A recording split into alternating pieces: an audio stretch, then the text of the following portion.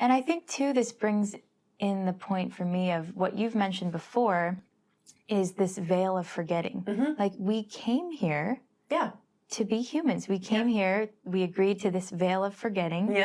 And we came here to learn and remember our brilliance. And you can only do that through life. Being a human. And there's so much, you know, a lot of people who start on their awakening journey will begin because they have a lot of pain. So they're trying to push away from life, right? Because it sucks. There's a lot of trauma out there. I'm not belittling it, okay? Some people go through some really hard stuff, okay?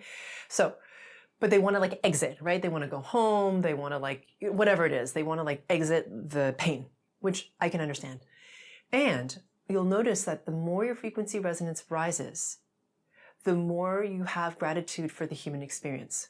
Okay, because you're not as enmeshed in it. Does that make sense? Because you now have the perspective of the big S self, right? The self-identified from spirit, not just the ego mind self that can be embroiled in drama and emotion and all that sort of stuff. But you can have an appreciation for it. You're like, wow, look at all the stuff that gets to be experienced. You know, it's not necessarily pleasurable, but it's kind of cool, you know, in its intensity, in its beauty, and its humanness.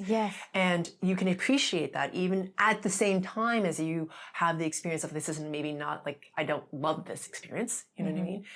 And there's this like, wow, it's kind of amazing at this, you know what I mean? You're having both at the same time. Yeah, because there's always ebbs and flows. Like there's some very, very negative people who only mention the ugliness of life, which of course exists, but it's like, well, what about all the beauty? What about creating and art and music and whatever gets you, or being in that flow state? Like there's so many cool things. Oh, absolutely. That spirit, of course, I think is always just enlightened or whatever. But to be a human, we get to touch things and taste things and things that you can't do as a spirit. Exactly.